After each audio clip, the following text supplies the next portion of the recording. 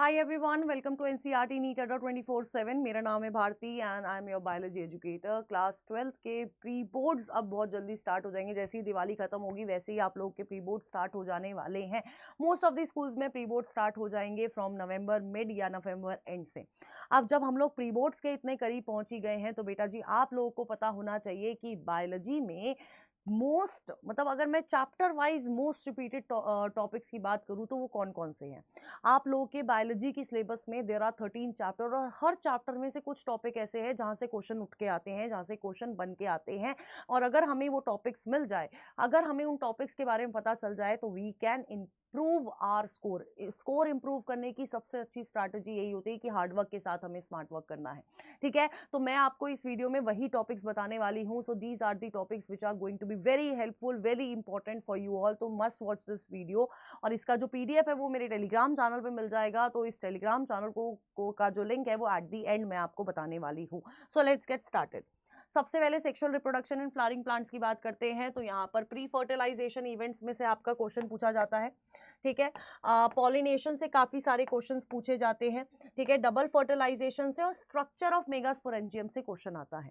Human reproduction में gametogenesis और mainly आपका oogenesis से क्वेश्चन आता है। Female reproductive system, menstrual cycle और स्ट्रक्चर ऑफ स्पर्म से क्वेश्चन पूछा जाता है। रिप्रोडक्टिव हेल्थ की बात करी जाए तो कॉन्ट्रासेप्शन और असिस्टेड रिप्रोडक्टिव टेक्नोलॉजी से क्वेश्चन पूछा जाता है। ठीक है, नेक्स्ट अगर हम लोग बात करते हैं तो it is principle of inheritance and variation.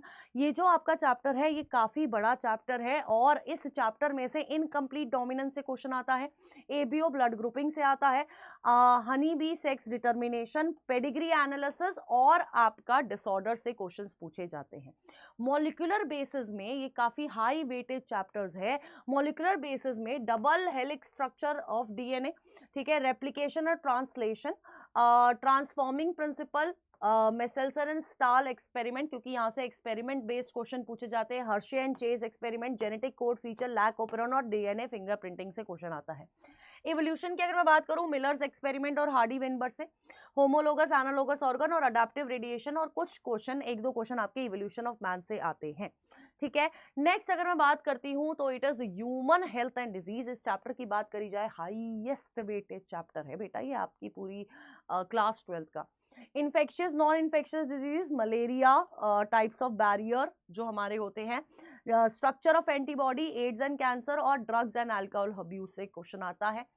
Microbe, sewage treatment plant, bioactive molecule और स्ट्रक्चर ऑफ बायोगैस प्लांट से क्वेश्चन आता है। बायोटेक्नोलॉजी प्रिंसिपल्स की बात करूं तो आरडीएनए का पूरा प्रोसेस, मेजरली टूल्स वाले पोर्शन से क्वेश्चन आता है। जेल इलेक्ट्रोफोरेसिस से और डाउनस्ट्रीम प्रोसेसिंग से आपका क्वेश्चन पूछा जाता है। और इससे आपके काफी केस बेस्ड क्वेश्चंस भी पूछे जाते हैं, सिचुएशन बेस्ड क्वेश्चंस भी पूछे जाते हैं। बहुत अच्छे क्वेश्चंस आते हैं आपके जेल इलेक्ट्रोफोरेसिस वाले पोर्शन से। नेक्स्ट अगर मैं बात करती हूँ एप्लीकेशन की, genetically modified organism, BT cotton, RNA interference और इंसुलिन और बायोपायरेसी से क्वेश्चन आता है। ऑर्गेनिज्म एंड पॉपुलेशन से age pyramids, population interaction, brood parasitism, ecosystem में डीकंपोजिशन, फूड चेन और बायोडाइवर्सिटी एंड कंजर्वेशन में species area relationship, cause of biodiversity loss और इन सीटू एक्स सीटू से क्वेश्चन पूछा जाता है। हर एक चैप्टर के ये कुछ इंपॉर्टेंट टॉपिक्स है जो आपको पता होने चाहिए when you are preparing for your boards, है ना। और मेजॉरिटी ऑफ क्वेश्चंस यहीं से पूछे जाते हैं। दीज आर दी टॉपिक्स जहां से क्वेश्चंस आने ही आने वाले हैं। अब जब हम लोग बात करते हैं बायोलॉजी की, अगर हम लोग बात करते हैं बायोलॉजी की तो अगर देखो, हर एक चैप्टर का अपना अपना वेटेज होता है ना। हर एक चैप्टर का अपना अपना वेटेज होता है। तो अगर मैं बात करूं कौन से चैप्टर का कितना वेटेज है तो वो भी मैं आपको बता देती हूँ। ठीक है, आगे से ही स्टार्ट करते हैं। अगर मैं बात करती हूँ sexual reproduction in flowering plant की, इस चैप्टर से 7 मार्क्स के क्वेश्चन आते हैं, 7 मार्क्स। ह्यूमन रिप्रोडक्शन से 6 नंबर के क्वेश्चन आएंगे। रिप्रोडक्टिव हेल्थ से 3 मार्क्स का क्वेश्चन पूछा जाता है। ठीक है, वहीं पर अगर मैं प्रिंसिपल इनहेरिटेंस और वेरिएशन की बात करती हूं तो 8 मार्क्स यहां से। ठीक है, मॉलिक्यूलर बेसिस से आपके 8 मार्क्स के क्वेश्चन आते हैं और आपके इवोल्यूशन से बेटा जी 4 मार्क्स के क्वेश्चन आएंगे। ठीक है, नेक्स्ट अगर मैं बात करती हूँ ह्यूमन हेल्थ एंड डिजीज के, तो ह्यूमन हेल्थ एंड डिजीज से 9 मार्क्स के क्वेश्चन आते हैं। माइक्रोब से 3 मार्क्स का क्वेश्चन आता है।